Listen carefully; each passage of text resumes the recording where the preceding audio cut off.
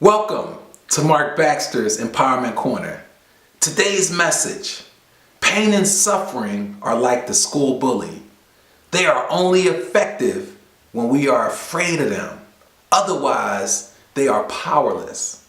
Remember, you are more than a conqueror.